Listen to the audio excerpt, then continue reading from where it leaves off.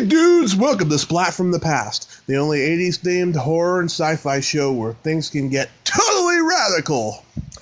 Now today, I am just so excited about today's guest. I grew up watching him in so many movies in the 90s. Very funny. He was really fat back then, but he's lost a lot of weight now. Eric Sparky Edwards. You all know him as the bully Murph in Problem Child 2, but he was also Mioski in National Lampoon Senior Trip, one of my favorite comedies of the 90s. It's hilarious. And I'm having him on the show today to talk about all that, talk about his weight loss. He was in a lot of great movies. Candyman, the great horror movie. He was in Blade, another great horror movie. He was also in Sergeant Bilko with Steve Martin. Oh, I got to ask about that. And he's also a stand-up comedian, which I really wasn't aware of until just recently when I was doing research. He opens for Andrew Dice Clay after being discovered at the Comedy Store. So, yeah, here is my interview with Eric Sparky Edwards. Hey, Eric. Hey, how are you? I'm great. How are you? Good. Good. Staying safe in this time of quarantine? As safe as one can be, you know. Yeah. You know, got the rubber glove. You know, got the some gloves and a mask and a lot of sanitizer,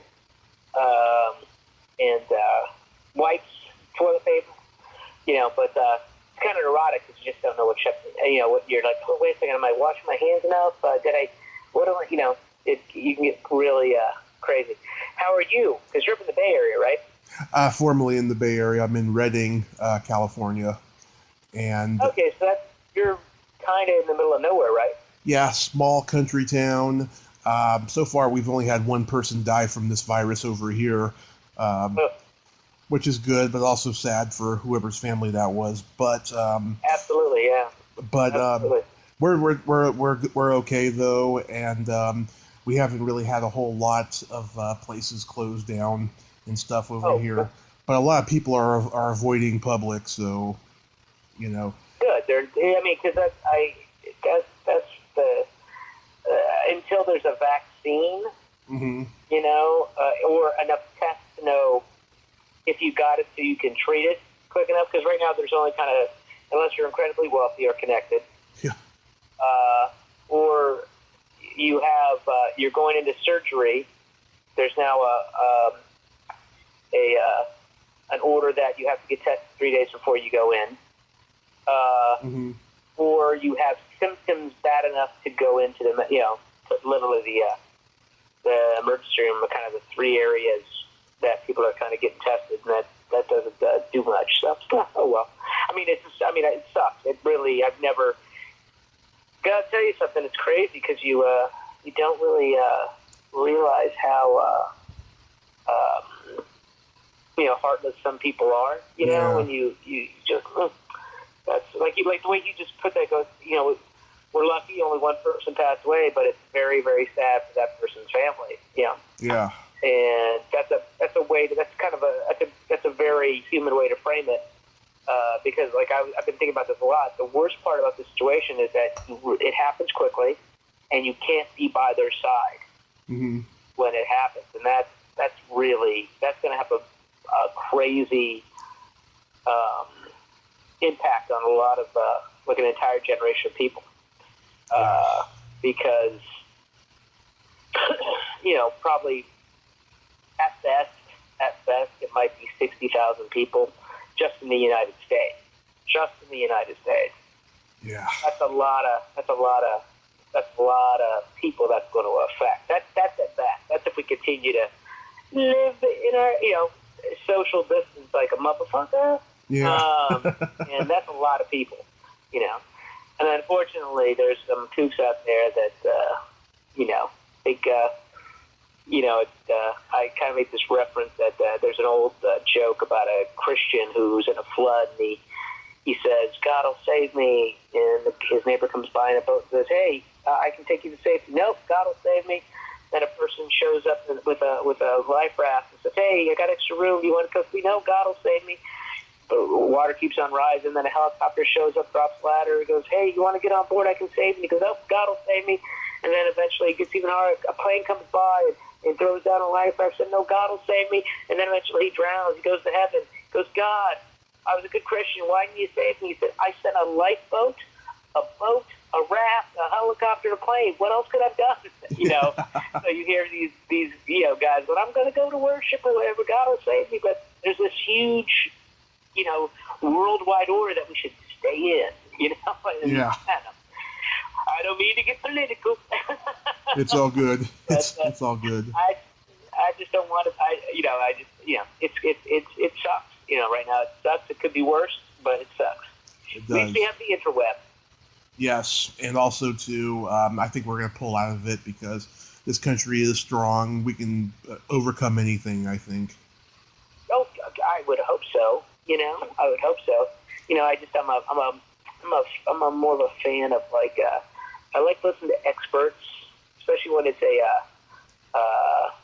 something like scientific. I like to get as honest of what we should do, as opposed to being cheer-led or being given false information, and so it's crazy. But you know what? That's neat. And then also we'll get through because we have Netflix, my friend. We have Prime Video. We have Hulu.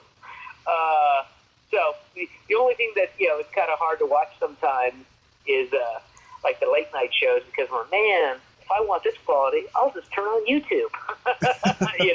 Yeah. But, it's okay.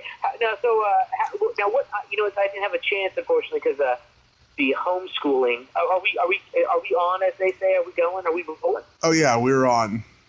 We're on. Okay. Well, let me prep by saying you might want to ask questions. Yes. Or do what you want because I have been known to talk like a mother. And also, I haven't been around adults that much right now, so. Well, they want to hear you. They don't want to hear me. Oh, now hold on. So let's not go crazy, but I can talk. I what some poor podcaster said, hey, how are you? 45 minutes later. Yeah. Okay. So I'm just prefacing this. What subjects would you like to talk about? And unfortunately, because of the homeschooling and what's been going on, I really didn't get a chance to look at your podcast. But you seem like a nice fella, and just tell me what you want to talk about. Absolutely, I make it easy for everyone, so don't worry. So going back in time, did you gravitate toward acting and performing early on in your childhood?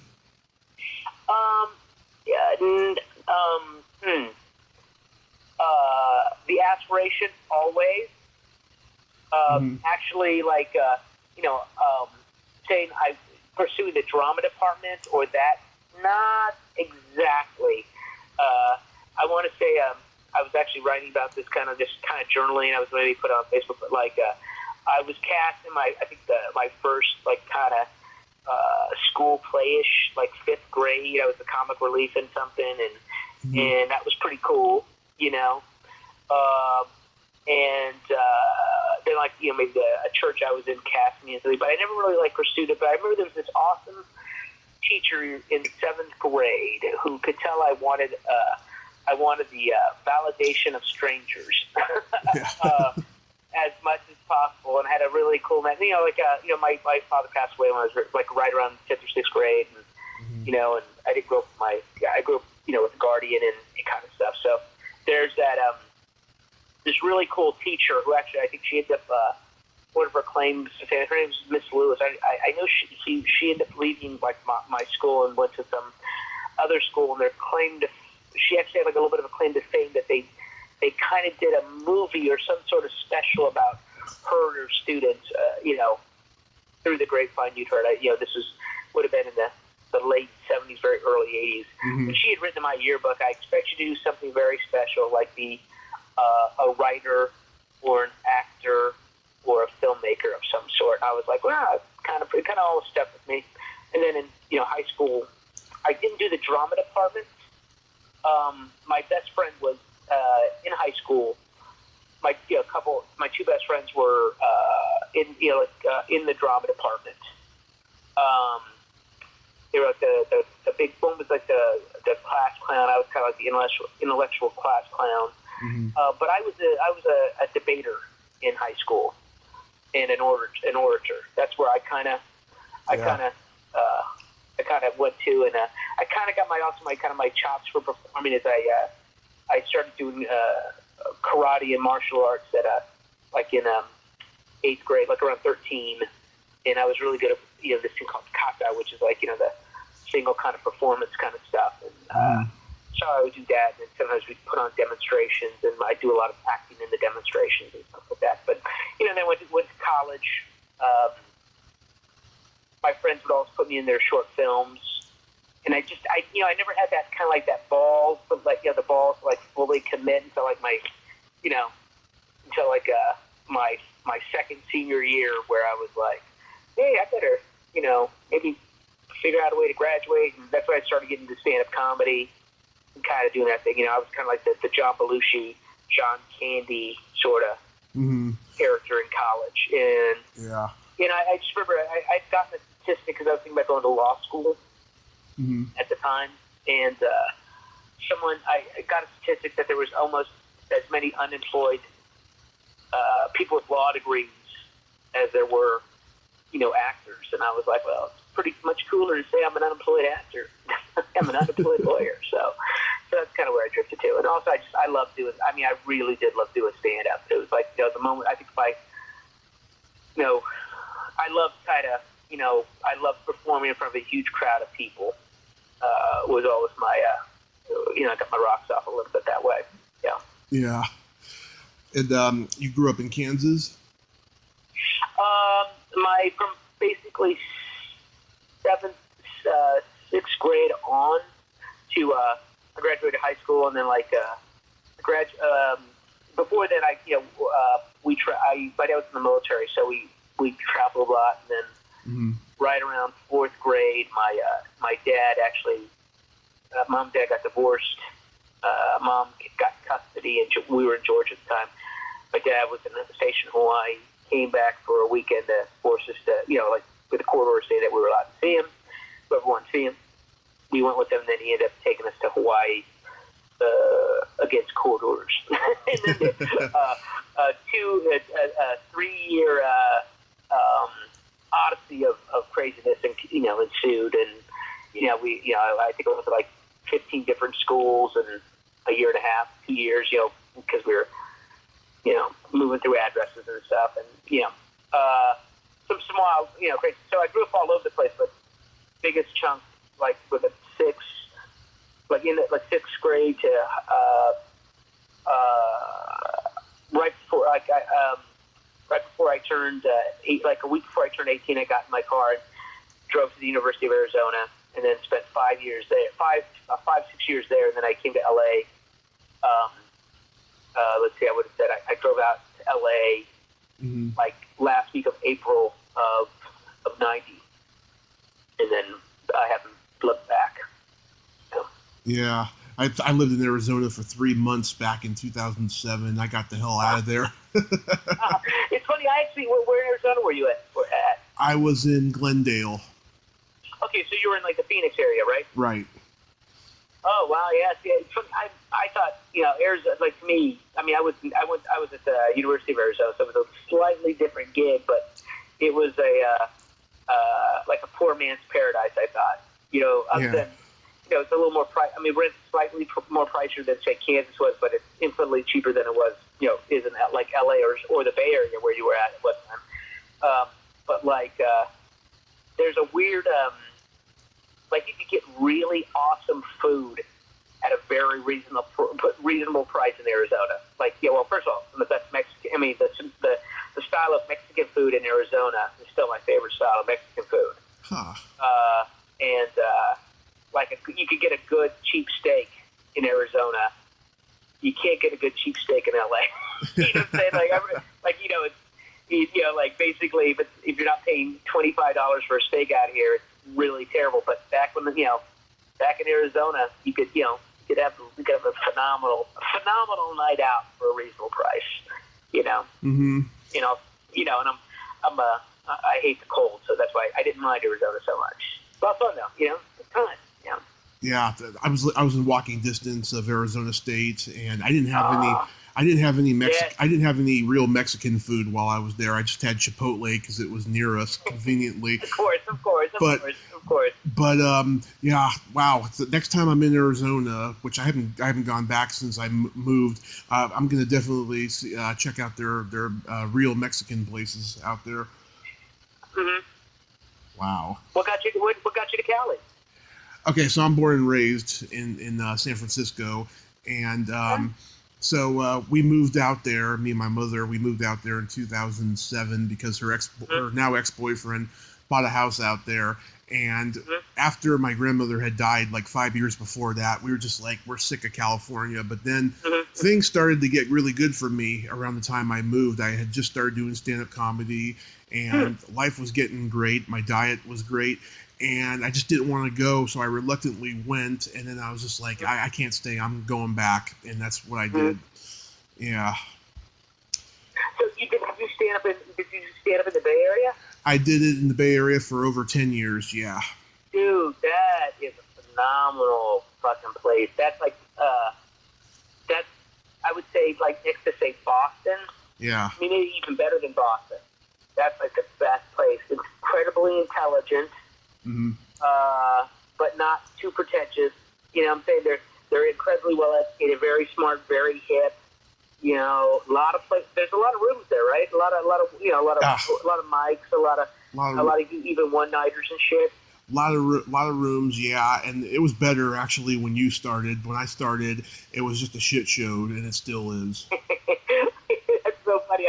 I always missed the boom. Like when I first started comedy, and like say it would have been, I think Valentine's Day of '89. Yeah. That was just when the first boom was starting to fade out, Yeah. And then by the time I came to LA, I caught just a tiny last, like, glimpse of it.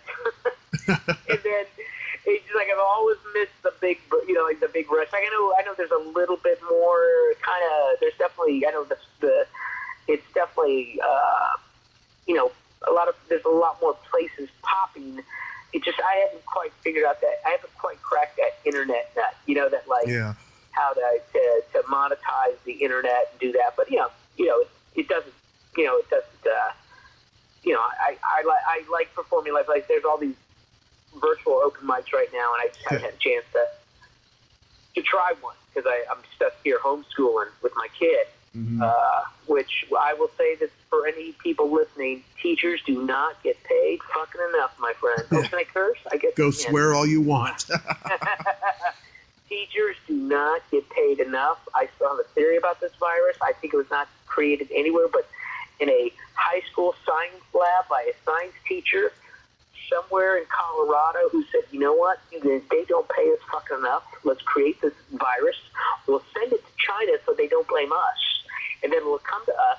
Everyone will have to take their kids for 2.5, 3 months. Oh, they'll pay us more. Oh, they will pay us more. And because I got to tell you something, it is those hours when kids are in school. Boy, get some shit done. It's fucking rough. It is rough. But I've always been a big advocate of like teachers don't get paid enough. Period. Because like basically anyone that's sort of in charge of like kind of raising your children, or spend a lot of time with your kids, or like for instance, like policemen, they have to be psychiatrists, all this stuff. But maybe we should pay them more and require a little bit more of them, and maybe we might get a better job, better applicants, and also just a better job. But one thing I've learned through this process is teachers do not get paid enough for what they have to do. No. I miss school. I miss my kid being in school. I love him. I love him to death.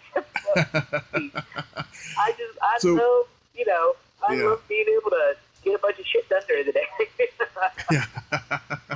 You got any kids, Dolly? No. Thank God, because if I did, I'd be pulling the rest of my hair out if I was. Now, what are you doing other than the podcast? What else you got going on? What else do you do? I'm recovering from a car accident, and sorry to hear about that. Oh, it's the best thing that ever happened to me. Otherwise, I wouldn't be doing this. Oh, okay. I've been doing that, collecting disability and Okay. paying a debt off right now. As soon as that's over, I'm going to start getting to work. Once quarantine stops, I'm gonna. Yeah. I got offered a movie role last year, and Nice. I'm waiting for financing to come through, and that's gonna be pretty cool. That is really cool, man. That's excellent, man. You know, and are you rehabbing okay? Oh yeah, I mean I got bad arthritis in my leg because I broke it in several places, but other than that, Jeez. I'm good. Oof. Yeah. Oof. You know, well, I'm glad you're healthy. Was it their fault? It was a combination of their fault and the guy that I was with who was driving the car. It was a combination of both. Yeah. Those guys, though, felt really bad about it. My friend didn't give a shit, and so we're not friends anymore. But, yeah, it was pretty bad. Yeah. Now, are you rehabbing on your own, or you got like a support system where you're at? I do got support system in terms of friends and family, yes, but Good. But yeah, I mean, I'm just taking it day by day. Nice, man, nice. You know, are you going to go maybe back to doing stand up when this is all the shit's done? Well, I went back to stand up about 2 months after I got out of the hospital, and okay, good. I was on stage almost every night for about a year and a half, and then some people who were fucking jealous of me that I had known for years, they knew me when I was at my worst, when I was the worst drunk in the world. They saw me, and they just couldn't handle my success. They sabotaged me big time, and it got worse after the Me Too movement happened. This female, she's an open micer. She's nothing really. I got involved with her just before I left, and she spread all these lies about me on stage that weren't true, and so many people turned on me. It was awful. Yeah. Sorry about that, brother. That sucks, man. Yeah, well, it's comedy now. Everybody is just, an adversary of someone else and just making up shit and just being, a douche now. I tell anyone who wants to get into comedy, it's not for the faint of heart. Oh God, no, dude. And if you want to make money, there's much easier ways to do it, you know? Yeah. Or if you want to be famous, there's actually much safer ways to do it as well. You gotta want to do it. You know what I'm saying? You gotta have to do it. It's crazy because I love doing it, but I don't have to drive like I used to. Like in other words, I'm not going to spend. My name's on the wall at the Comedy Store, but I got out of the rotation years ago because I was working, doing other things and whatever. And then I was trying to get back to the rotation, but it was almost like another job. And I'm like, I'm going to go through the front door again when I come here. I mean, I would rather focus. I would rather, hit up other places, because the hang, that's what kills you. Because the hang, the last time I did the store, we did like a reunion show of a bunch of us, for a bunch of us. I got off stage at like 9 a.m. Or sorry, no, not 9 p.m. Got off stage at 9 p.m. I did not get back to my car till 2 a.m. because I would walk 50 steps, run into somebody I knew, and shoot the shit, and it was just so much fun. Yeah. And my kid, he don't give a fuck what time I get home. He's getting up at 5. He's getting up at 5:30. I gotta get him ready. I'm like, oh. So I go to a lot of places where I can just get in, get out, go home, and get to sleep until I'm in a situation where he's a little more independent and can take care of himself, so I can then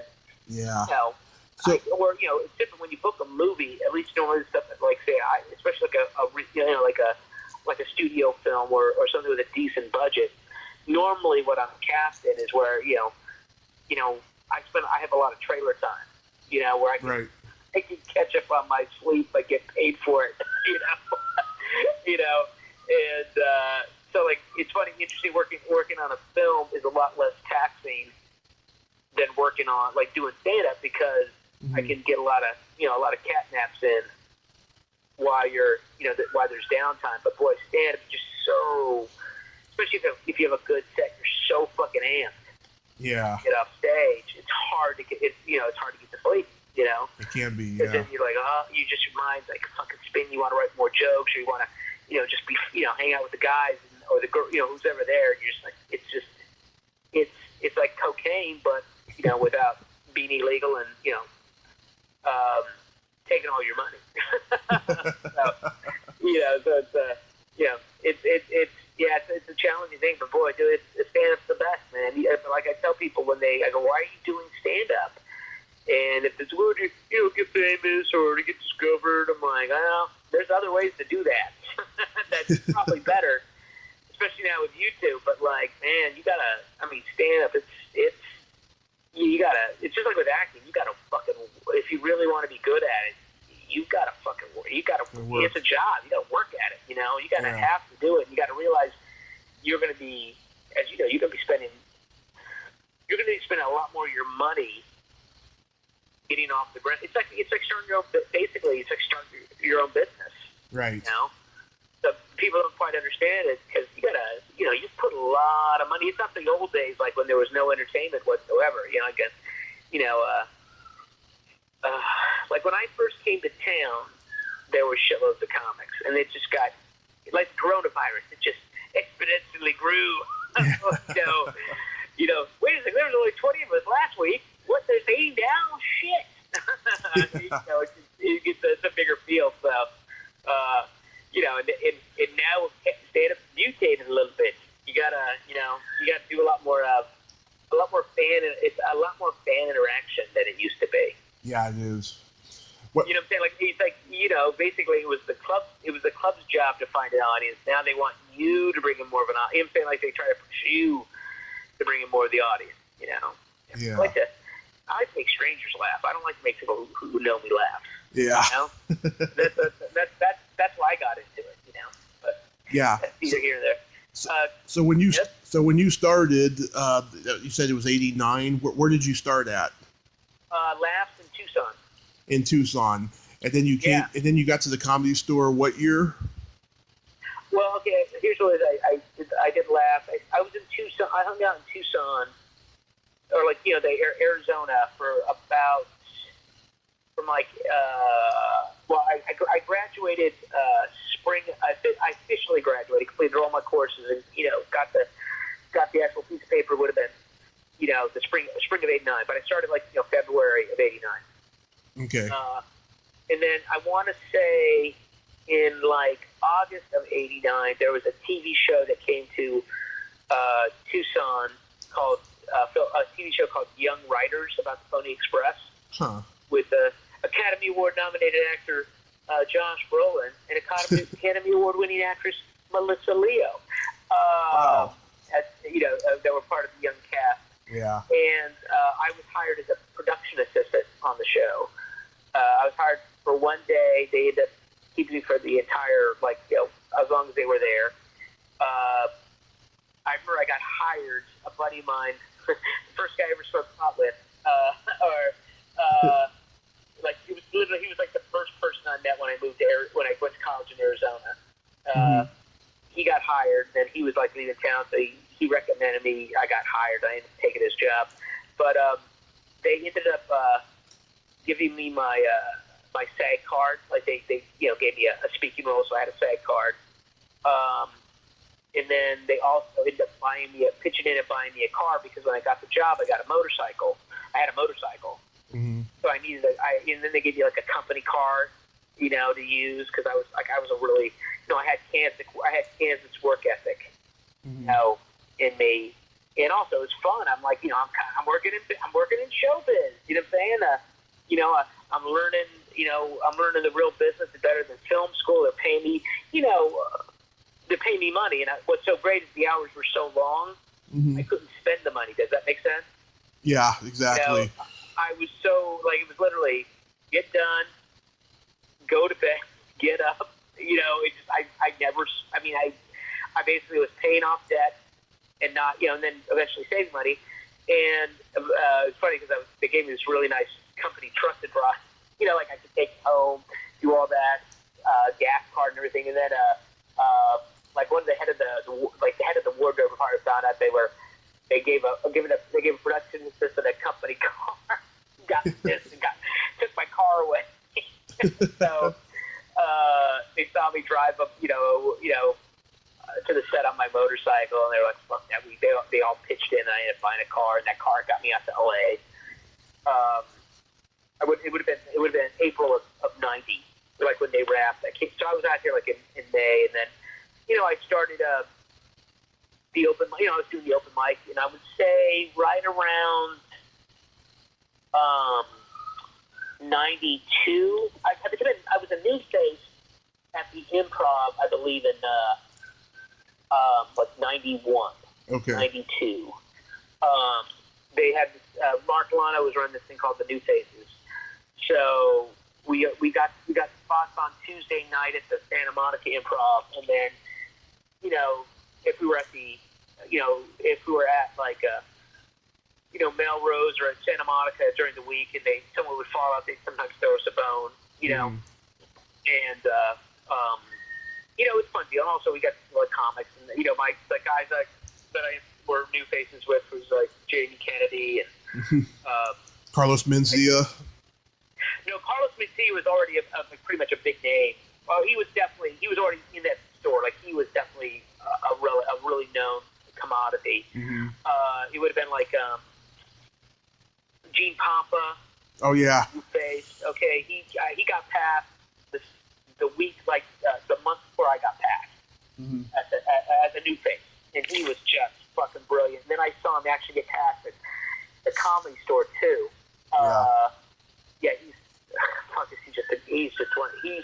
He has made this quarantine quite bearable. Not really, but he's awesome. He's just so funny.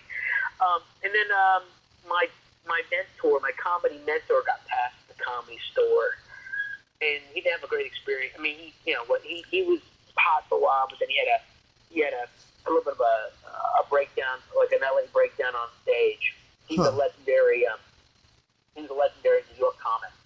Now he's a school teacher because he didn't like it. He's one of the funniest guys that should have been. I wonder if I know him.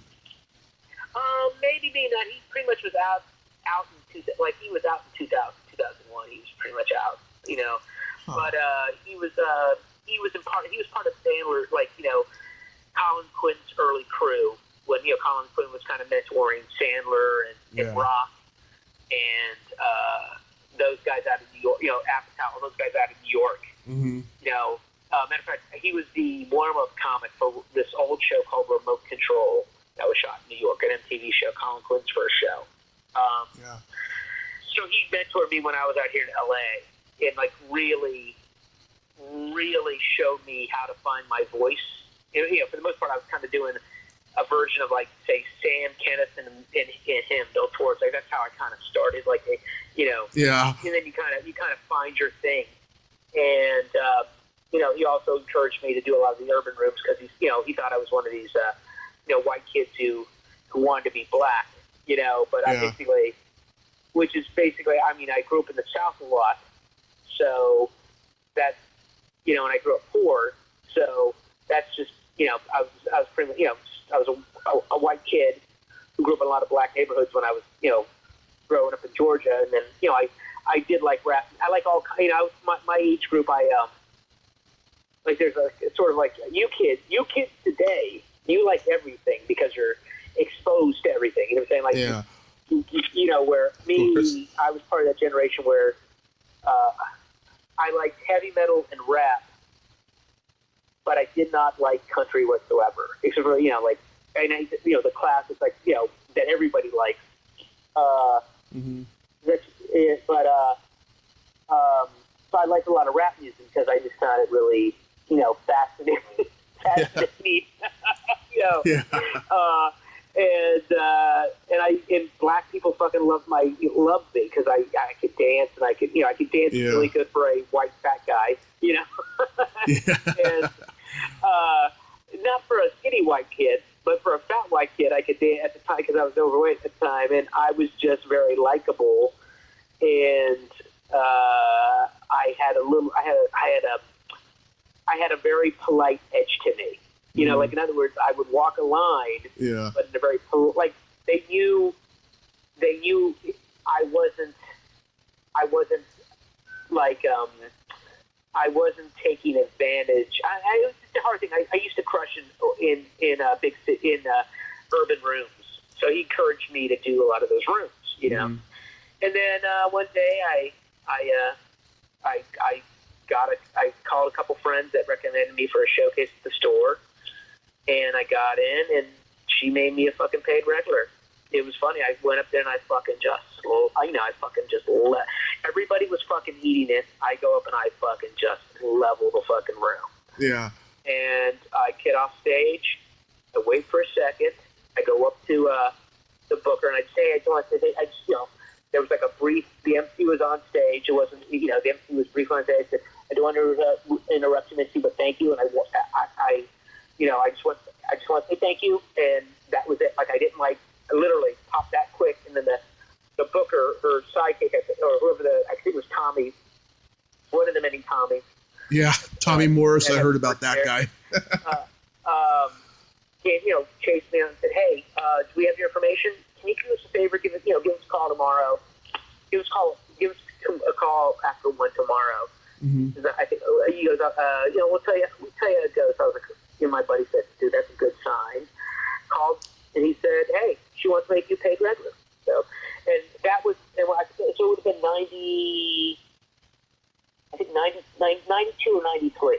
Mm-hmm. Somewhere in that sort of span. I mean, I could probably break it down if I really thought about it. You know what I'm saying? Like I really, because it all kind of goes fast. And dude, that's over 20-some years ago, my friend. Yeah. It's a long time. Did you? And good. I was gonna say, did you know Cynthia Levin? Oh my God! Yeah, I love Cynthia. She's one of my. Me and her go. She's part of my LA. She was part of the LA crew that I started with out here. Yeah. Like that kind of like. Are you friendly with her? I sure am. Yes.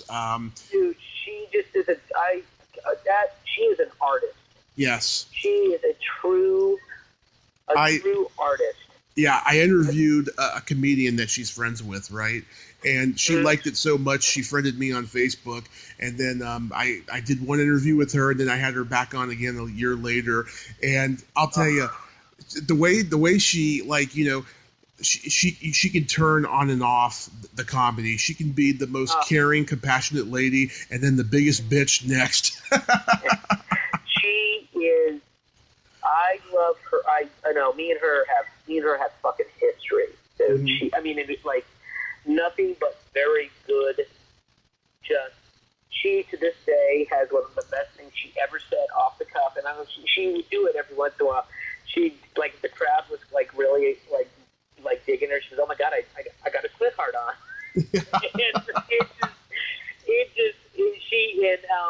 I want to say, and I think she used to briefly dated a mutual friend of ours. I'm not 100% sure. Yeah. This guy Brian Holzer, one of the greatest. I know Brian. Yeah.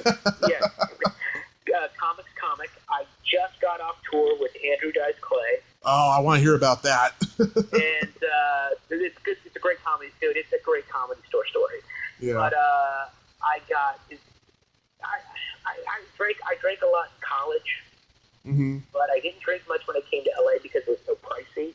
Yeah. And but there's about a handful of times I got almost blackout drunk, and one of them was at Brian Holzman's house. And I puked all over that. And I want to say Cynthia kind of cleaned me up, cleaned up the bathroom. And I'm not 100% sure. I think she did. And she never, ever fucking mentioned it. You know what I'm saying? She's just, I fucking love Cynthia.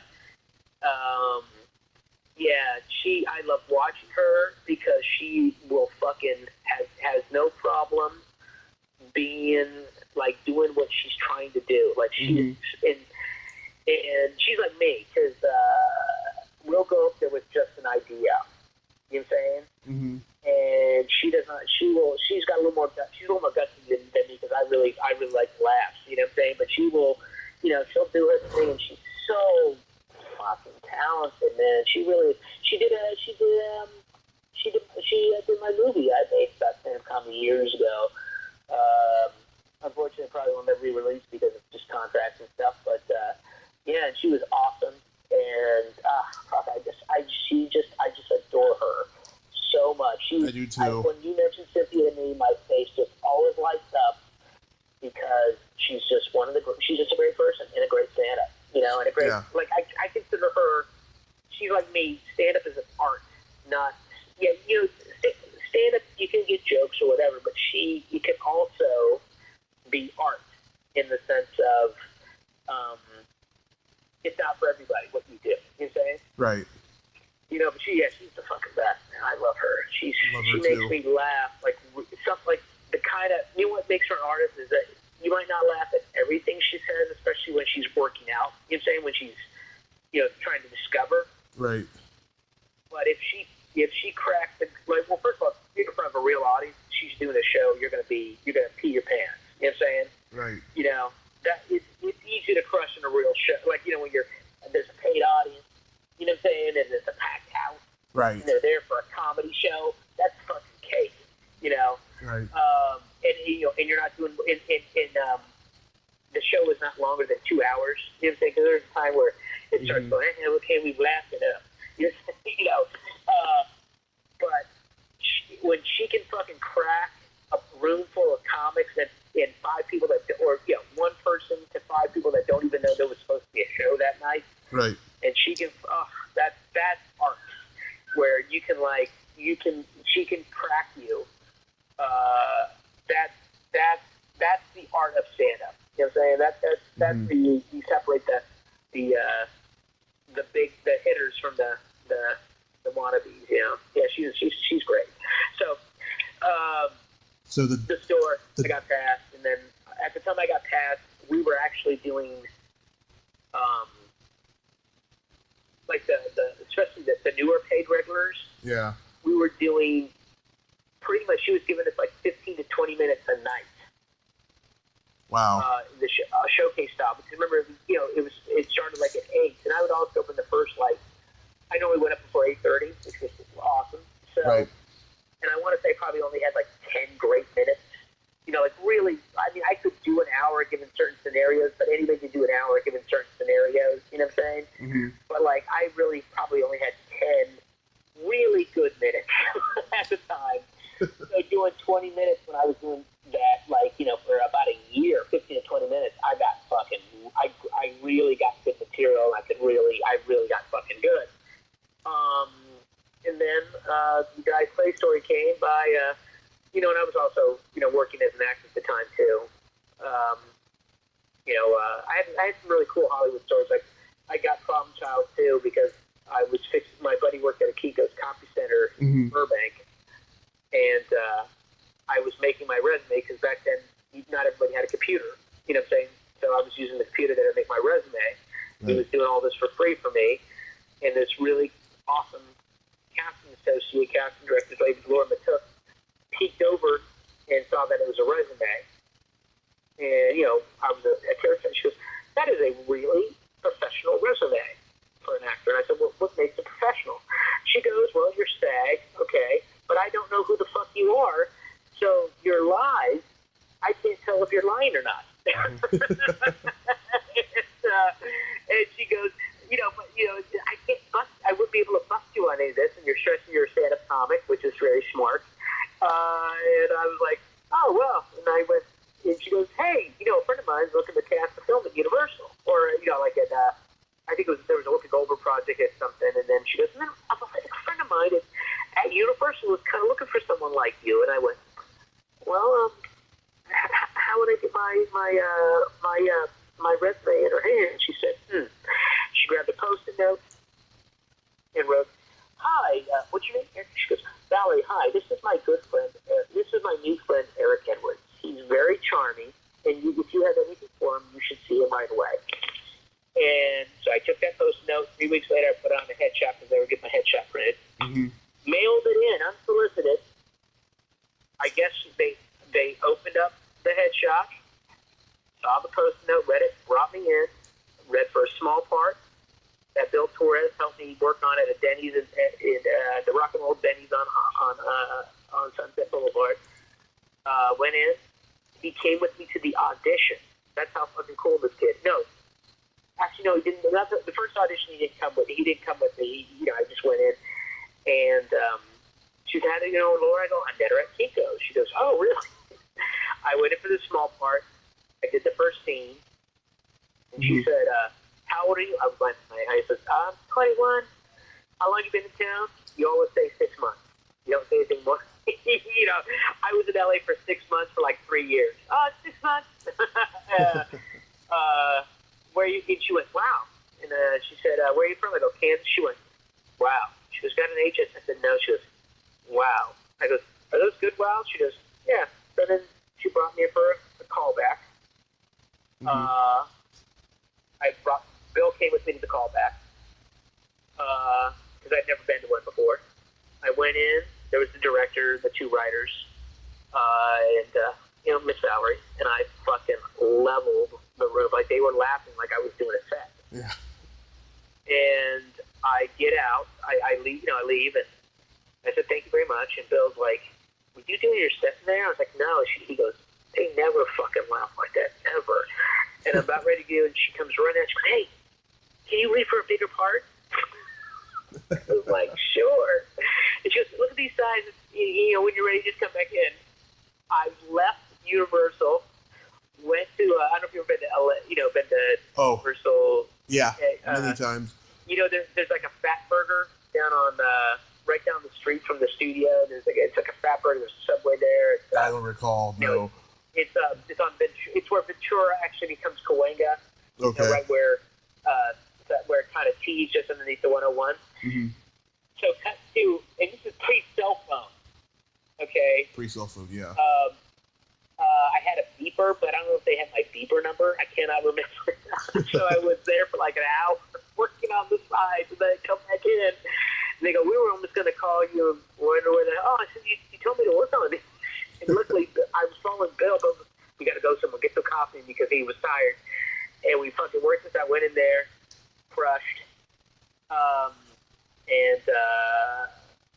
and then they called and go, hey, we want to screen test you. Like 2 weeks later, and, I'm calling. Well, what's the screen test? Go, well, it must be between you and somebody else. And I did the thing, and then I was like, waiting, and I remember because I had no agent or anything, Mm-hmm. So I called like right after a week after Christmas, a week after Thanksgiving or something like that. Right. I said, oh, hey, this is silly. This is Eric Edwards. I'm just calling to see if you've heard interest. I can tell you this: they haven't made any decisions yet. I've heard your name. This was her sister. She goes, don't tell anyone I said this, but I've heard your name being mentioned a lot here. And I was like, oh, okay, that's good. So up to would have been December 31st of 90, I think. Yeah, December 31st of 90. Mm-hmm. I go, well, they're gonna call me today or I don't got the part. If they don't call me. I go see a movie to get distracted so I don't think about it, and then I get home. And I'm at my apartment with this kid, Mike Miratori, who, if you ever have a chance to interview, you should. He's a fucking very funny stand-up comic. Okay. I started with my friend Chris Blundell, who got me to become an actor and become a stand-up back in college. Who he lives in Arizona now. He does something else. We're standing there, 1 minute to 6 p.m. Phone rings. We all stop because we know phone rings. It's Valerie McCaffrey. She goes, hi, Eric, this is Valerie. And they're like, oh, we want to offer you the part. I was like, yeah, and the rest, they say, is history. And, she asked if there was anything else she could do for me. And I said, well, if you got any suggestions of any agents, that would be really cool. And she doesn't really think about it. And then, of course, she calls me. I get a call the next day, and it's we made a list of agents who I'd like to get that night. Because, New Year's Eve, my buddy Bill and I were going, what agents should we pick? And we thought of this agency called Spotlight, which at the time was they were the ones that handled all the stand-ups in town, right. That were transitioning into acting. Like, they had Jerry Seinfeld, they had Lenny Clark, they had Paul Reiser, they had, all those, they were capitalizing on that. And a guy from Spotlight calls me the next day, on New Year's Day, and says, hey, this is Scott Lippman from Spotlight. And I went, ooh, and I went there and he goes, oh, so you've heard of us. I go, how'd you get my number? They go, well, Valerie called us about you. And I go, so I went in and, then they went out of, the owner ended up playing in Chapter 13 or whatever. It's just, and then, things snowballed from there. Like, I got really lucky in LA, Yeah. I booked a bunch of things, and the Dice story was supposed to go from a main room on Monday. That's where the untaped, the paid regulars would go up on the main room on Monday, and the untaped would do the OR on Monday. Monday was like the free night, so it was very urban. And this is back in the wildness of Comedy Store, and they forgot to book me in the main room, so they, hey, we give you an OR spot. And so I said, shit, fuck yeah, I'll do the OR. Once again, it was an all-black crowd. It was very, very urban. Yeah. And I went up, and a woman fucking put $1 in my fucking in my waist, my waist, because I was like, oh, I'll fucking do it, Yeah. And I fucking just slayed. Like, I got a standing ovation, and I come walking off, and I go in the back, and I hear this guy go, race in going, peace, pizza, Yeah. Just something stupid like, something genius like that, and Dice went, pizza, excuse me, pizza, that's what you said, you said pizza. I said, no, I said peace, pizza. And he goes, what's your name? I go, Eric Edwards. And my mom had came down to see one of my only sets at the time, my biological mother, and I said a few things. And goes, you're funny. And I go, oh, thanks. And I go, I'm a fan of yours, whatever. And then I walk away, and he goes, who the fuck is this Eric Edwards? And then he started kind of hanging around the store, looking for me. You know what I'm saying? Like, hey, I'd get a call, dude, come down the store. Dice is asking about you. So I came down, and then one day he said, hey, we're you've been to the Comedy Store, right? Of course. Yeah, the outside patio where that's on Sunset? Mm-hmm. As you go into the OR? Yep. Where the bar is. So I show up, and I'm there, and I had to borrow my buddy Timmy, because my car, my car had died. You know what I'm saying? So I was, I had to, I need to get it down there. So my buddy Tim Tulay, one of the kids I went to college with, that moved out to LA, drove me in his Toyota truck, and we came down there. So he was hanging out with me because, if you were a friend of a comic, you get in for free and stuff, Yeah. And there was no one, it was Harris Pete. Yeah, I've heard of him. Harris, yeah. So it was Harris. Yeah. And then Dice walks up, and I'm there with this kid, Robbie Perone. I don't know if he No. He's a minister now, but he does stand up a little bit on the side. So then he was there, and Don Barris. I know Don. I think Don might have been there as well. I'm not 100% sure. And my buddy Tim Tulay. And Harris Pete, he comes up to me and goes, tell me, Dice, tell me a joke. You know what? He goes, yeah, tell me one of your jokes. And I go, you serious? And Harris Pete looks and goes, there are 1,000 comics in LA that would be fucking killing you right now to have this opportunity. So I start telling a joke, and I'm not doing so well. And he goes, what's wrong? I go, well, a microphone would be fine. And then Robert Perone goes, I got cheap stuff. I can unlock the belly record.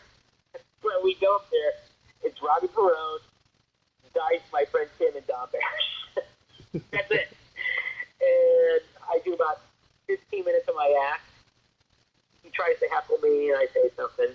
And then he gets up, he walks away, and I go, I kind of thought to myself, easy come, easy go. And then he said, I'll take you on tour. You'll be ready to go in 2 weeks. Nice. And I was like, shit. That was pretty cool. Nice. Yeah, it was really cool. And then we were supposed to do 35 cities, or 20 cities, but he booked Brain Smashers. Oh yeah, I remember that movie. Which is a very underappreciated movie. It's really funny. It's a really Dice is a really good actor. He's a great actor, and he's never had any really training. Underappreciated actor, and so he basically we only did a week because he had to cancel the rest of the tour to do the movie, and so I went to go on tour with Andrew, and it was a fucking blast. Mm-hmm. Cheaper than fuck though. But it was still. We flew in a private jet, and we were going to Dayton, Ohio. We're flying to Dayton, Ohio from Iowa. Yeah. And we almost crashed. Oh. And that's like one of my favorite stories because we're going down, and I'm like, I thought we were all joking, and there's Don Barris and me and Dice, and of course, there's Hot Tub, his security Hot Tub Johnny, yeah. Johnny. Yeah, and was Noodles there? Soda Kitty. It was Club Soda Kitty and Wheels wasn't with us. I was taking Wheels' place for that tour. Oh, there's no Noodles though. Noodles Levenstein. That's the real thin. That's just like road manager, right? He had like curly hair. He was a comic, but he became his his bodyguard later. No, this guy had like long straight hair. There was Club Soda Kitty, right? Who I think was the big was the security pop. Yeah, it was the security. I thought for some reason, well, I can't remember. Was it Noodles? Was he thin? If he was thin, he would win the road manager. Dude, this is so long. Probably. Whatever. And I was so overwhelmed. You know what I'm saying? I was incredibly overwhelmed on this. And I had broken my wrist 4 days before he went on tour. Willie Barcena, we were playing like basketball before an audition for whatever. He ended up undercut. He was so funny. He'd get mad. I did not break your wrist. And he really did. We just went up for the ball, and he was in great shape and was a good ball player. And I was fat and was not. And so things happened. And well, we're flying from Iowa, and Iowa's very hit or miss. Don actually, he started having Don go up to take a little bit of it because they did not want to see me whatsoever on tour. It was like, when I went to St. Louis, they fucking hated me. The moment I walked on stage, they started fucking just booing me. I didn't even get a word out. And I did my entire set with my middle finger extended and my watch draped over my finger so I could do my we watched it till it was done. And we're on the way from Iowa to whatever, and we almost crashed. And, I didn't know him very well at the time. I'd only met him there like the 4 times before we went on tour. I'm really starstruck. So I'm kind of shy. I'm not really talking, not really being myself. And I'm not necessarily a very good yes man either. You say that's okay? Absolutely. Like I said, he's an incredibly sweet guy, but and no one's talking to me about the show, like about what we just went through. You know what I'm saying? Like no one is saying, "Are you okay?" And like the reason why I thought it was really scary is because I was joking around when we were on the plane as thought we were going to die. I went, "I can't remember if I cried when I went around his widow brown," and he just said, "Shut the fuck up!" And I was like, "Okay." And then you see everyone kind of their eyes are closed and they're kind of mumbling like praying, and I'm like, oh, what? I guess is this serious? The pilot said, we're going to try more time to land. If we're not successful, we're going to have to make emergency decisions and prepare for an emergency impact landing. We're like, oh, that's not good. But we landed safely and blah, blah, blah. So, long story short, I'm like, no one asked how I was even fucking doing. You know what I'm saying? And I was fucking shook. Like the moment I got to my dressing room, which imagine. I was all by myself, I fucking threw up and blah, blah, blah. And although I did hear him say the coolest fucking thing, we were all in the limo going from the airport to the show. Because we were so far behind, we had to go right to the fucking show. Don Barrett was, he was kind of hanging out with Dice a lot. He was, Dice took him to the show, on the movie set and everything, and, was paying him like, $25 a day, but his hotel. He was saying like he was in his food and stuff, but he was just, basically saying, oh, I'll take, kind of take care of you at this time. And Don, we're in the car, and, no one said anything to me, and I didn't know how serious everyone was saying, thought it was, and then when Dice said that, I think either Club Soda or whatever said, and you guys make fun of me that I go to synagogue, that I'm religious. He goes, you basically saying, I prayed, and that's how we survived, whatever. And he goes, all I could think of was Dice. All I could think of was Don going, $25. I'm gonna die for 25 fucking dollars. And then Don said, no. I'm thinking is like, Don goes, real serious, goes, no, I'm gonna die saying, everyone's gonna say, what a fucking loser. Yeah. No one fucking knew him, and fucking Dice said, don't you ever fucking say, oh no, he goes, yeah, he goes, don't you ever fucking say that. You are not a loser. You are not a loser. The day you fucking left, you came to LA, you stopped wasting time. You stopped wasting time because you're pursuing your dream. And I was like, I still get chills thinking about that. I was like, that was a really amazing thing you said to him. You know? That was, don't you ever call yourself a fucking loser. And I was like, that was really fucking pretty sweet. And now I'm in the dressing room. No one said anything like, hey, are you okay? And I'm kind of crying. I'm pissed off. And, I'm just fucking scared. Dude, I thought I almost fucking died. And he came in, Kenny came in, and he said, I was like, I'm fine, just come in when I fucking go up. I'm like, I'm being a little bit of a dick, a little bit of a prima donna dick or whatever. And then Dice comes in and goes, are you okay? Well, no, yeah, I'm okay. Thanks for fucking asking. And I started to cry, and, I'm like, no one even gave asked if I was all right, blah, blah, blah.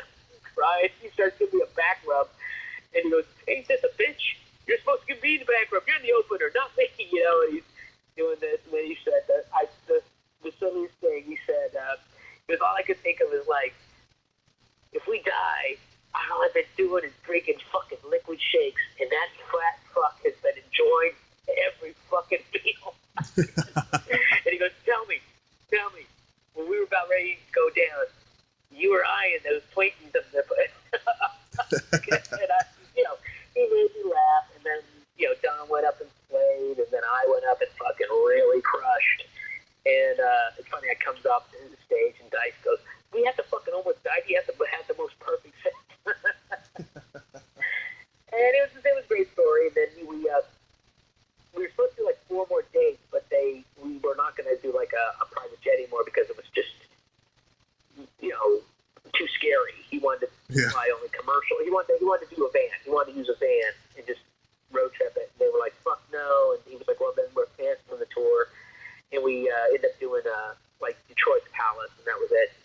It was like I had probably like, I think we did 7 sets. I would say 3 were great. Mm-hmm. One was good, and then 3 were just horrific. just fucking horrific. But it makes it bulletproof and stuff. So yeah, it's good. I told you, motherfucker, I can talk. Okay, let me ask questions. Was Eleanor waitressing at the store then? Oh, Eleanor? Yeah. Yes, yes, she was. I have the Eleanor, the coolest. Mm-hmm.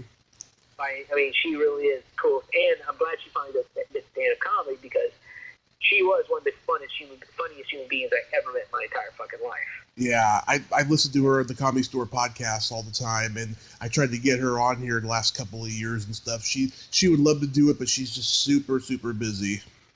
Oh, yeah, dude, I want to say she might be shut in with him right now. Yeah.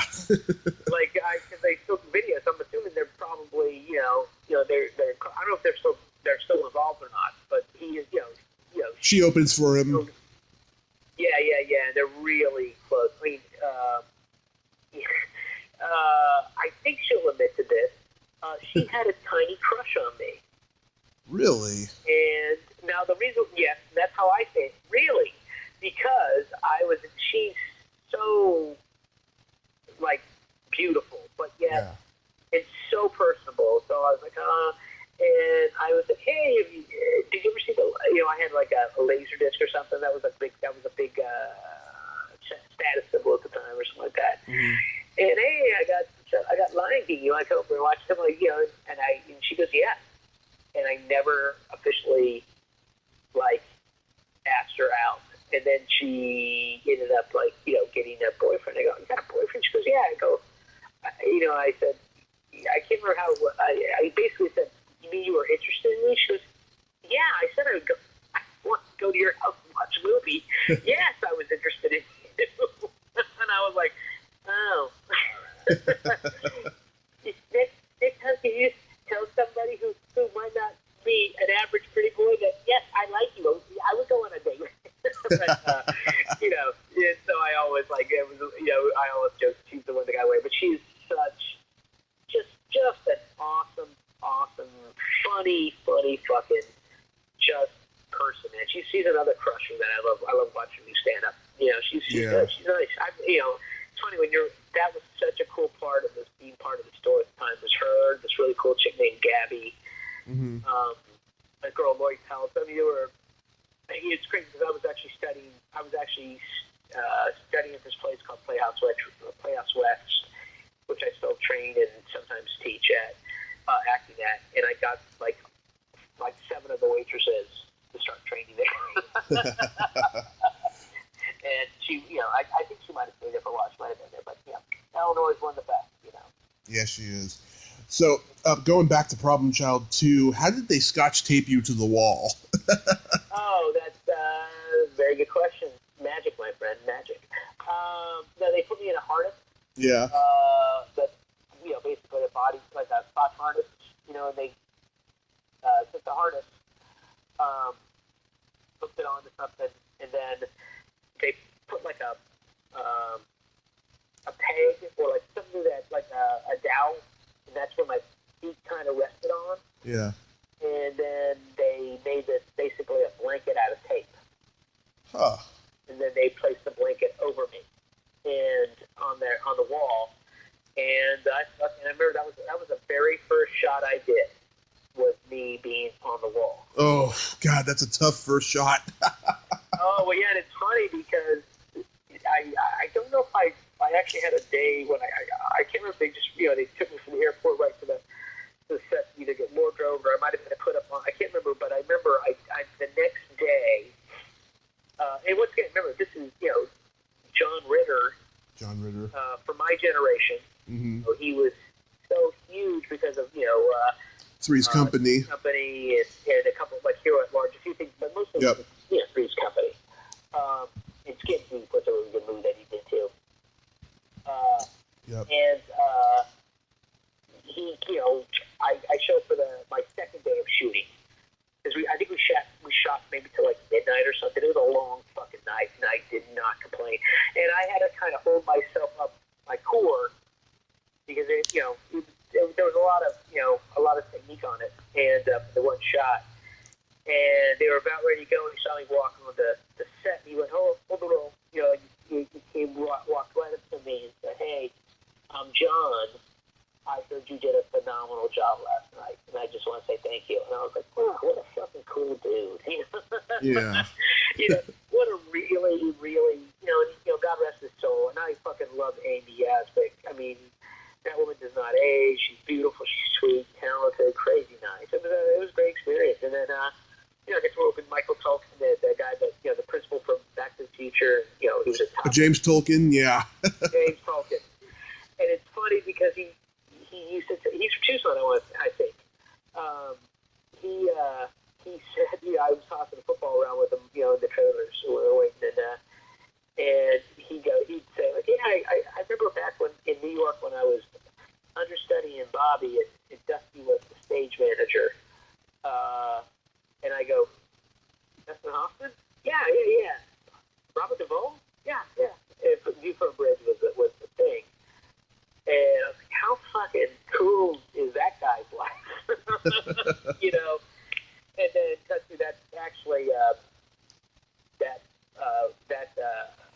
version of that Broadway version of View from a Bridge is my acting teacher / acting mentor, the guy that created Playhouse West with Jeff Goldblum. It's like one of the plays that changed his life, and he knew that cast, and he knew James. He got to see James do it. I did find that years later when, we were just kind of talking about the theater and stuff, and it just kind of came up in conversation. I go, hey, was James Tolkien the other? He goes, yes. I go, well, that's funny.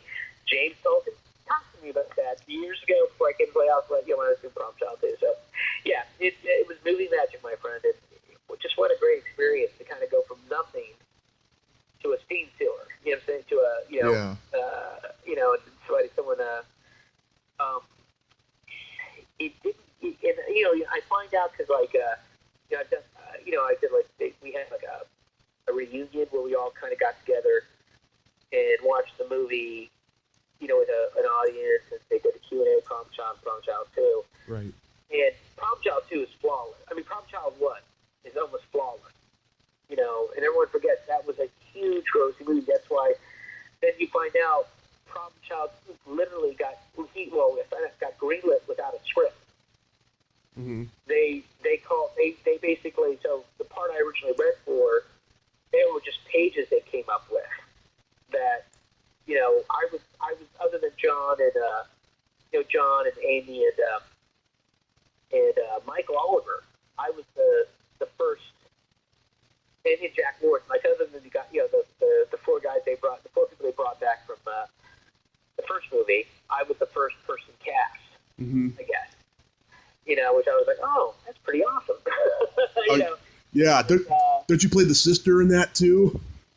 Oh, that's Prom Child 3, which I bet this. I've never seen. It's terrible. The first for Prom Child 2, though, now looking in retrospect, when I went and saw it with an audience and it could no longer make me a star. You know what I'm saying? Like, I could get nothing absolutely out of it. So when I watched it, I got to enjoy it like an audience member. Mm-hmm. And I was like, wow, this is much better than I thought, because I could actually enjoy it, not worry about, oh my God, they didn't laugh at what I said or whatever, Yeah. And it's got some fucking amazing, jokes in it, well-written jokes that are called back and that are made reference to, and then you find out it was Prom Child 2 was like an homage to the John Waters movies. Right. That Larry and Scott were, loved. It's pretty cool when you hear kind of the story behind it, that they had to literally write a script in 2.5 months. Mm-hmm. And that's pretty hard to do, Yeah. And then, Larry and Scott are the writing team of Hollywood right now. They're the king of the biopics. Yeah. And it's pretty cool, man. It's, I occasionally will run into them at the street, or I talk to them on Facebook. I occasionally, will send them something on Facebook because, for instance, I get there's a show called what's it called? It's not Bones. It's Bull. Maybe it's called Bull. Courtroom show. Huh. And one of the characters, I guess, had said, the bitch must die. Yeah. And then she's on the stand, and they go, well, you said the bitch must die. And she goes, obviously you're not a Problem Child 2 fan. And I clipped, luckily my wife had DVR'd it, and I videotaped it and sent it to Larry, and Larry goes, oh, fuck, I gotta watch another show now. And then I want to say, the guy that created My Name is Earl, the showrunner, whatever his name is. Yeah. In a lot of his stuff, they'll make a Problem Child 2 reference somewhere, they'll have it at the dollar bit, in the free band, there'll be a Problem Child 2 video cassette, or something. He'll make a reference to that movie for some reason. And I just think it's funny because, can I ask how old you are, Tom? I'm 36. Okay, so you were you were a child right when everyone had a VCR, right? Of course, yeah. You were right, like me, that was such a luxury. So I want to say you probably watched, that's probably one of your video movies, right? Which one? Prom Child 2. Oh, yes, Problem Child 1 and 2. I love them. Yeah. Yeah, so, there's a whole generation of kids, around your age that, they'll be out in public or whatever, and they'll hear my voice and go, were you in Prom Child 2? And they say how it was so important because it was one of the things that babysat them as a kid. Mm-hmm. And I was like, oh, wow, that's kind of cool. So I have a much bigger affection for that movie now than I did at the time, because it wasn't Home Alone. Yeah. But it was still I appreciate it so much more in retrospect because, a lot of kids like it, you know what I'm saying? You know, like they really, they really fucking, and I'm like, well, that's pretty cool. You know, I'm in a movie that people really like. You know, so, and I wish I could be in one right now, which hopefully I will be shortly. You know, when all this ends, the business will be booming again. You got any good anecdotes about Candyman? No, the only anecdote about Candyman I have is that, I went in and the director, I've only met him that day, and then the day I actually shot. Mm-hmm. I did my audition. He said, finally, a fucking guy who can act. And I get the part. And I'm on the set of Candyman, and a guy that's he's in the crypt department, happened to be one of the grips that was on Young Riders. And he got to see me be an actor, So I thought that was kind of cool. But there's no real anecdotes other than, Virginia Madsen was stunning, and Vander Berkeley, I think he's probably a pretty intense dude, so he wasn't very chatty. So is Tony Todd. I didn't get to meet Tony. I did not, because remember my scene was I was just in the class. It was just a one day at USC. We shot at I think my call time was 11 p.m. Mm-hmm.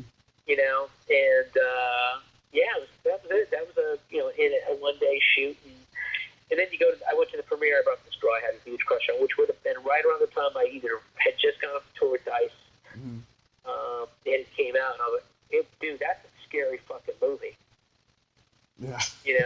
That was a scary movie, and it was kind of ahead of its time because they didn't have quite the budget for the effects they were trying to go for, but it was fucking scary as shit. And dude, it's so weird. That's like a movie like, oh well, yeah. I wish I would have had a bigger part in it, but it was that's a really good movie. Now they're rebooting it, right? Yeah, I heard that they're rebooting it. And I don't think Tony is not being he won't be the Candyman. I don't know about that, but I do know they're rebooting it. Yeah, they did 4 of them or something like that. They did a nice. I think they did. Nice run. Yeah, Run of those. They did about 3 or 4 or something like that. And that movie still I think I've only watched the premiere of it because it scared the shit out of me. Yeah. And I never watched it again. Also, actually, luckily we got so quickly in the movie, I could literally not use that excuse. I don't like to watch things I'm in. Yeah. Because I'm really you hear my voice in the from the audience, and then next thing you do is me saying hi. That little circle of guys, that circle of kids to Virginia Madsen. Anna Berkeley's introduced us to Virginia Madsen. I got a story for you. My favorite role of yours will always be Mioski in National Lampoon's Senior Trip. You. Yes, my dad took me to see it when I was 12. Oh, wow. And now I've been to a lot of movies where there's 4 to 6 people. Never have I been to one where all of us are just cracking up hysterically. Oh. Yeah. Well, thank you very much. I am very proud of the work I did in that movie because I was I tested really. It's interesting. For a short time for a time I was making extra money in LA working for Nielsen, doing test screenings and stuff. So because I needed a job that literally I could quit at any moment and not give a fuck, or that I just kind of made my own hours. But so one day we're in the office, and then I'd lost all the weight, so I looked insanely different. Yeah. We're in the office, and my the guy that ran my department, he's the coolest guy in the world. Like, hey,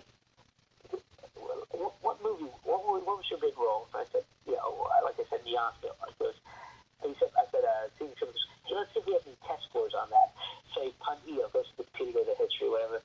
And I shit you not, they did a screening that they only had one screening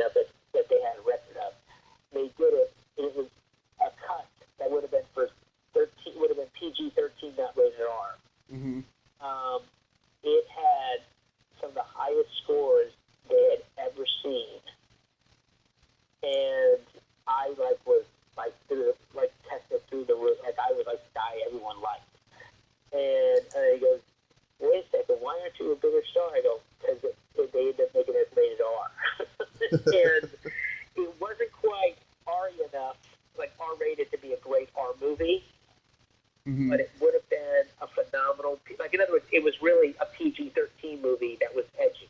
Right. Okay? Yeah. And I wish they would have kept the rating, but yeah, dude, I love that. That movie, I have great memories because I was like, you know, I was king of Toronto, and I was like the only, you know, that I have a well, one of my, not only like when I got the part because they brought, you know, Valerie was a casting director on that. That was the lady who cast me a Problem Child too. Yeah. Brought me in. She's so great. Good. I said she's so great. Oh yeah, well, no, not Valerie McCaffrey. This is the caster. Oh, okay. Not the actress. Who? Yes, you're right. Yeah. She is incredibly great, and I got a great story about some cool stories about her and her husband. Okay. But I was the only guy they brought in for Miyazaki. Like, they brought me in, and I read, and they said, let's pin him. And then what they did is they brought in a bunch of people to read with me, which I did not know. And it was interesting because Roger Kummel, the writer, had offices next to Larry and Scott at the time. And it's funny because Larry and Scott said, "Oh man, yeah, it's awesome. You should definitely cast." Like, you know, they were like, "No, don't go any further. You got the right guy." So when we were doing all the matching, I read with Jason London, the one that didn't have like the substance abuse problem. Jeremy. And was it Jeremy? It was either Jason or Jeremy. One, you know, the twins. Yeah. And I actually read with they matched me also with Dave Chappelle. And I knew Dave at that time from the Comedy Store, you know, from doing the Comedy Store and all the urban rooms. Of course. And Dave was like, and I, you know, Dave and I had the same birthday, which was just, you know, funny. But we went in there, and I'll tell you how fucking cool Dave Chappelle was, because then they wanted, you know, we did the script, and he goes, "Can you guys do some improv?" Dave threw me literally lines from my act, like setups from my act, so I could throw the punch in. And I was like, what a cool motherfucker. He is making me look so goddamn good. And then, yeah, they went with, you know, Jeremy and Rob. And I became real, for a short period, well, actually, like about 5 years, Jeremy and I were really close. Until right after Hurt Locker, I actually got Jeremy Renner laid several times. Really?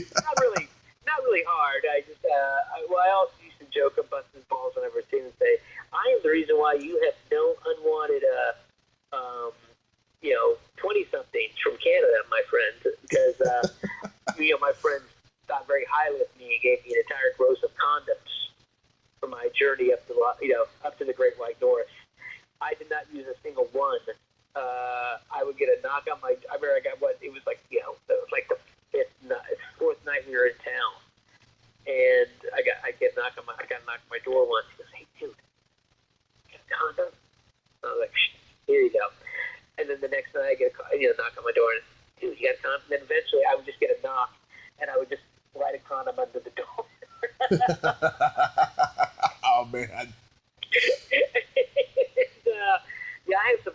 Yeah, Jeremy and I, we did Canada right, dude. Me and him had a fucking really good time, and I only had lost touch with him. It was right after Hurt Locker, I think, because you know, he was out of the country filming. To quote him, I was filming a little war movie overseas, and then as soon as I hung up with him, my phone died. And I couldn't get any number off the phone. I haven't had his number ever since. But, you know, occasionally a friend of mine a mutual friend will somehow cross paths with him, bring him up, and he speaks of me very highly. And I love Jeremy. That dude is possibly, next to Mark Pellegrino and Scott Kahn, and Jeff Copeland, those guys, that Scott Kahn, yeah. Is legitimately their talent is only equaled by their work ethic. Like, in other words, both their work ethic and talent, they exploit to their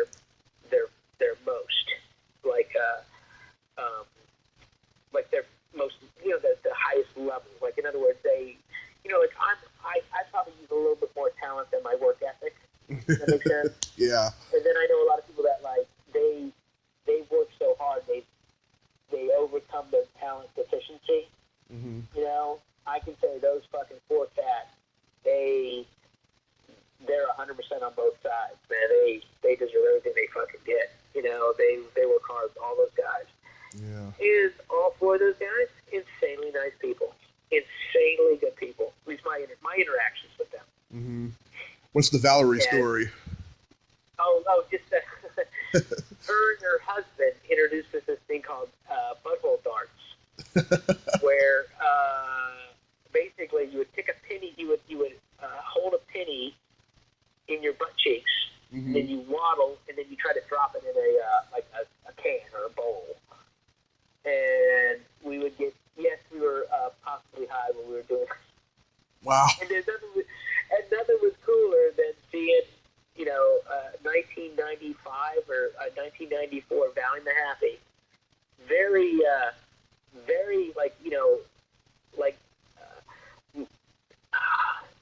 much more attractive than what she plays. Of course. Yeah. Like, man, that's a good looking woman. That's a really, really good looking woman. It is. Her husband was, like a young Lee Canadian man, and mm-hmm. and it was just really where me, Jeremy, I want to say the kid who played Virus. Oh yeah. Danny something. Yeah. We were in their suite. Playing butthole darts or asshole darts or whatever we called them, and it was just, it's just a funny. It's just a time, and Jeremy and I, we smoked a lot of weed when we were there, and had a good time, did some drinking, went to a lot of strip bars. Danny Smith, that's his name. Danny Smith. Oh, Danny Fire. That dude is a great actor, but he's also a crazy sick musician. Uh-huh. Singer-songwriter. But he's part of like a kind of a really heavy rock band. Mm-hmm. That was in LA for like a long. I think he goes between California, LA and Canada, because he was a huge thing in Canada. He's on a couple series there, but yeah, he's a good guy, and Jeremy was just a great dude, man. Just really crazy talented, real hard worker. What he's like, I love about watching him was, I knew on when even watching like doing Senior Trip and something that would all steal scenes, and they not get pissed, but they go, okay, what'd you do now? Because I was basically a silent actor in the movie. Yeah. For the most part, and I would just do some. I just was like, I'm gonna fucking Bill Murray, John Belushi, the fuck out of this movie. Yeah. You know what I'm saying? I'm gonna. You succeeded. Thank you. Well, wild was that I was like, it was this perfect moment at Playhouse West at the time, where this guy Robert Carnegie was really kind of motivating us in really cool ways. So I was like, taking like a lot of crazy chances, and just having a great time. And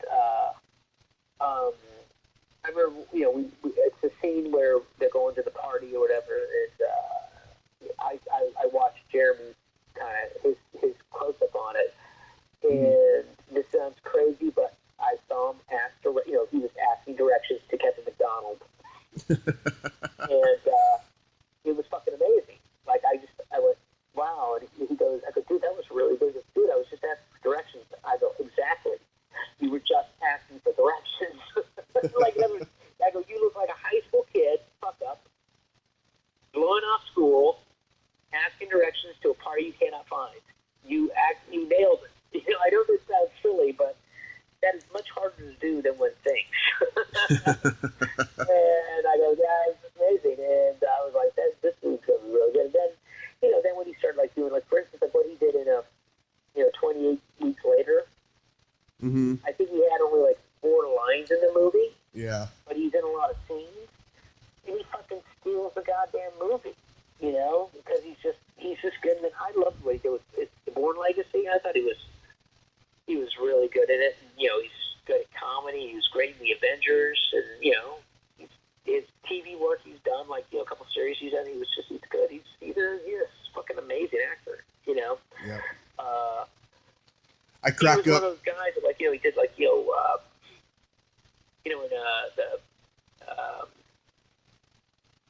what was Billy?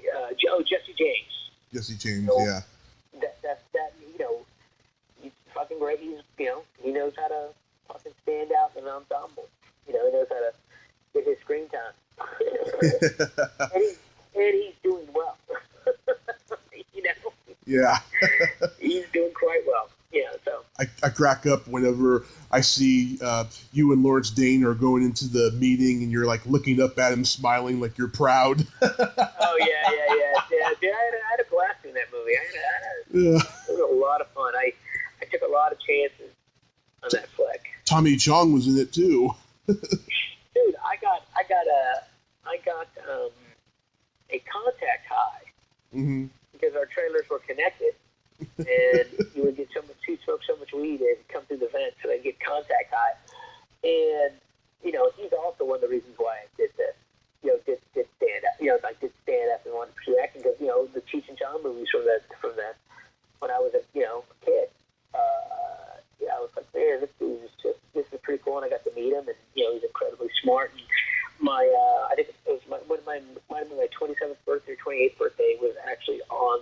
We were shooting in Canada, and his son Paris, came over and got me high for my birthday.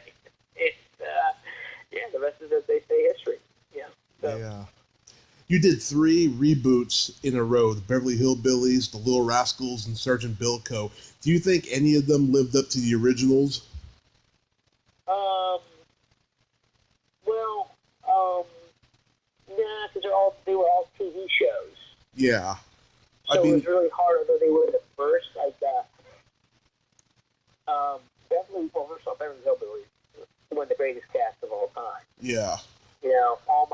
A lot of my idols were in it, and but it wasn't bad. It's just they were trying to crack that code of the only one that really cracked that code. I thought really truly cracked that code would have been the Brady Bunch movie. Oh yeah, I love that one. Really cracked that code of taking people, spending they just really kind of did it with enough serious, but with enough tongue in cheek. They just really found it because they saw where Beverly Hillbillies did okay. They did a good job, but not quite what needed to be done. Little Rascals, that doesn't count as a kid. It was really fully made to be a kids movie. You know what I'm saying? I think they did a good job with it, though. No, dude, they did a great job. But in other words, I kind of take that out of the equation because that was truly made to be made a kids movie. That's who they were really making it for. And the only reason why I did the movie was because I'd done Beverly Hillbillies, and I remember I was doing ADR, and I had heard she was going to do Little Rascals. But at the time, we didn't know if it was going to be like that. Also, can I say something? Jim Varney did a phenomenal fucking job. Yes, he did. In Beverly Hillbillies. And he literally had the world's toughest job because they all joke around. He's, whoever played the original Jed Clamp or whatever his name is. Buddy Epson. Buddy Epson was the Sean Connery of Jed Clampett. And, he had some big, shoes to fill, and also he had a shade being earnest as well. You're saying? So, yeah. He had a lot of things. So I think they did a really good job with the movie, but they were still trying to figure out that, hey, we're making a movie based on a 60s television show thing. No one had quite cracked it. Little Rascals doesn't count because basically they just made a kids movie. It was for kids. You know what I'm saying? And they did a great job. The kids in that were fucking amazing. And the only reason why I got the job was because we did ADR. I was doing, ADR with Penelope on on Beverly Hillbillies, we knew she was doing Little Rascals. Mm-hmm.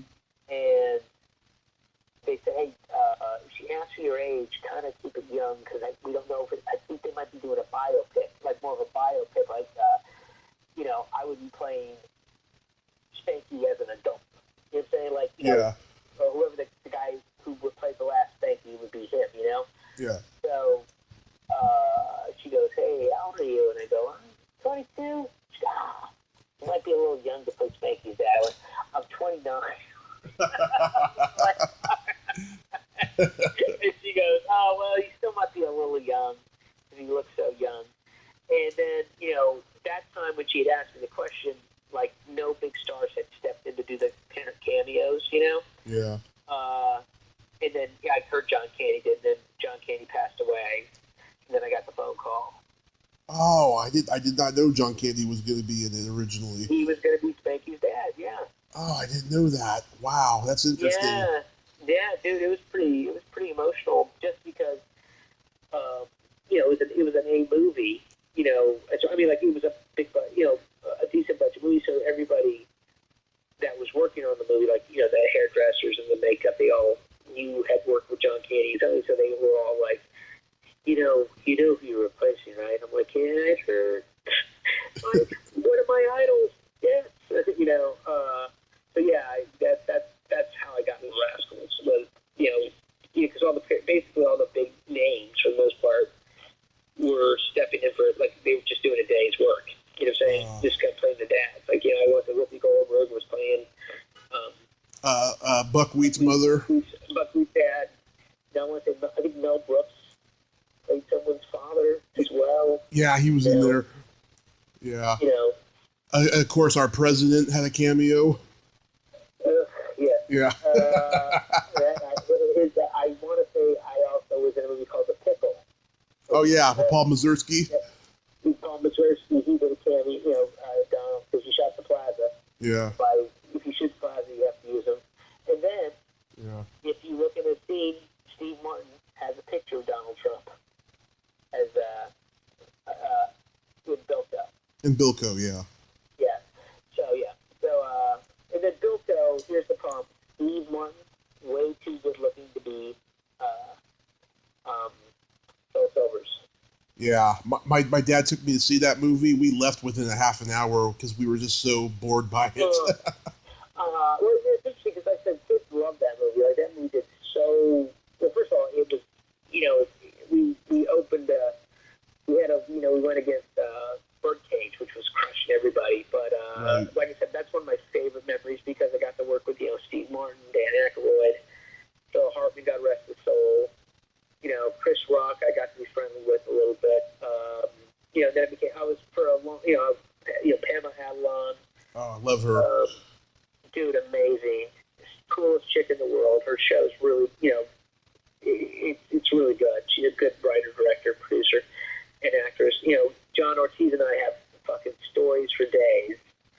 We have some really good stories. Like, it was just, John Jones, Max Casella. Max, like, did a cameo in my movie. Oh, nice.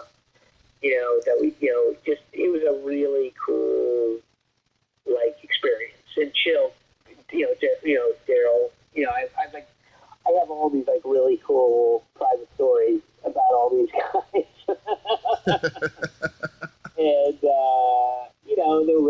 they were all real supportive of my feet. Like, they used to come watch me do plays and do stand-up, and, it was really a good time, and I will always speak fondly of that movie because I remember I got the part. I had to fight for it because the studio wanted Chris Farley, but the director wanted me. Yeah. And they really were trying to push Chris Farley because they wanted to be for the most part, it was like an SNL movie. Mm-hmm. You think about it, it was the Dan Aykroyd, Phil Hartman, Steve Martin, Chris Rock. They were really, they wanted that was part of the thing the studio wanted to do was kind of push with that. And Jonathan Lynn, I want to say, literally fought for me.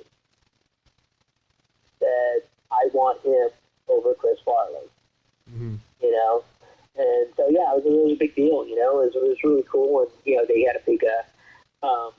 I want to say time that when we were negotiating the contract, my attorney was really going to soak him at the time, and they had just put out I think it was Time Magazine put out like a big story, or Entertainment Weekly, some big story saying who will play Doberman. We're doing a nationwide, a worldwide search. Yeah. And so I think, and eventually I got the part. It was a great time. So it was awesome, and Mitchell Whitfield was in it. Oh yeah, I reached out to him not too long ago. What? I reached out to him not too long ago, and it turns out it wasn't his email address anymore. Oh, sad, but yeah, it was a cool experience. Though it was a good experience. I no regrets on that. So. How about, do you have a Blade story? Yeah, no, I mean, Blade was just, a lot of makeup. I mean, Yeah. It's a great movie. You know what I'm saying? It's a really cool movie. It's one of the first Marvel. It's other than Superman or a Batman. It was the first Marvel movie, I think, that was a success. Was a huge success, and also it was one of the first like big budget movies that took gore like a different level. Yeah. It was also one of the first big vampire movies. I mean, like that was like a huge success. Yeah. Yeah, dude, fucking Wesley Snipes was so good in it, and so Dorf was off the charts. Donald Logue. Oh yeah. Those guys were just amazing. But yeah, I was in the costume most of the time, so it was also one of the parts that said I could lose weight and be a good actor, because basically it was a voiceover job for me. Because I had guys playing all my limbs, Yeah. So I was just basically doing voice acting, and so it was one of those shows that was about how big I was, how physically big I was, Yeah. So yeah, it was a great experience, and also I just got a nice little residual check from it the other day. So that's all it's good to have. Sounds like you had more fun making comedies than horror. Well, I just spent more time on them. Yeah. You're saying I got to spend on Blade, it was just me, kind of by myself, so me and the crew. You know what I'm saying? I spent a lot of days in makeup. I never saw a camera because they were so far behind, and they were doing so many complicated stuff. But it's one of the best movies I've ever been in. Yeah. Been part of. And it still holds up. It's still good. It is. So yeah, there we have it, my friend. So what's your secret to keeping the weight off all these years? Well, I'm a little chubby right now, but I'm like about 20 pounds heavier than I like to be. I'm still not 210 pounds heavier than I used to be. So it's just basically at my age, it's 98% of what you put in your mouth. I hate to say it. In other words, I can't exercise enough. It's all about my metabolism now. So it's all about what I put in my mouth. So I just gotta eat clean. I can't eat like a normal person, because I've never had one donut my entire life. Really? I've had a dozen in a city. I've never had one. The only time I've ever had possibly one donut is that there was only one donut left within a 20-mile vicinity. Yeah.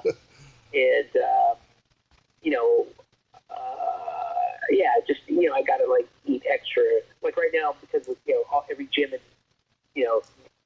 the world is closed right now, and every jiu-jitsu school is closed right now. I can't work out, so I kind of work out at home, and I'm not remotely working out what I want to be. I have to really not eat, not eat badly. Yeah. And not eat shitty. So yeah, that's basically it, man. You're a jiu-jitsu guy? Yeah. I've been doing it off and on since 2012, maybe. Yeah. So I was trying to do. No, hold on. No, I've been doing it off and on since sorry, since like 2004, I think. 2004, 2005. I got to look at the math of it, but yeah, I've got like I actually just got my black belt.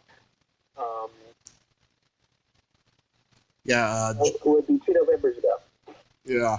Yeah, Joe Rogan's a big jiu-jitsu guy. Yes, he is. Yeah. Yeah. All right, I think we're going to have to wrap this up because that's usually like an hour and 41 minutes, my friend. Oh, you're absolutely right. But so in this time of quarantine, what are your future plans and projects, if you have any? Well, there's a few, like, festival films I did that are, like, being edited and being taken out to festivals that are still, that are in the, not quite yet. It's just, as soon as this is off, I'm going to, hopefully have a show, like a new one-man show written or a new play written. And then I'm just going to go back to doing stand-up as much as I can, and hopefully there'll be a lot of work. Like, the environment's changed a lot for character actors. Yeah. So now, hopefully, they'll be so far behind. There'll be much more work that they gotta go for. You know what I'm saying? So right. Hopefully, I'll be just getting back to kicking ass and taking names. And the coolest thing about being the character actor, being a guy, is the older I get, the more castable I become. Mm-hmm. So yeah, I'm just here doing my thing, taking care of my kids, making sure my kids are all right. I'm gonna keep on doing what I'm doing, just still staying here, trying showing up at the dinner table. Sometimes I get dessert, sometimes I only get an appetizer. Eventually, they're gonna have to give me a full meal. You know what I'm saying? Yeah. So I just I'm a persistent little fuck. Yeah. I don't give up. Not a lot of quitting me, but I got a couple scripts I'm working on that a friend of mine who's a showrunner for a show is kind of trying to develop it into a show, and it's the same game, Yeah. Well, next time I'm in LA and you got a show going on, I'll come check you out. That would be my pleasure, my friend. All right, Tom. All right, Eric. Well, you stay safe over there, and be safe, man. Stay safe. Stay home, as they say.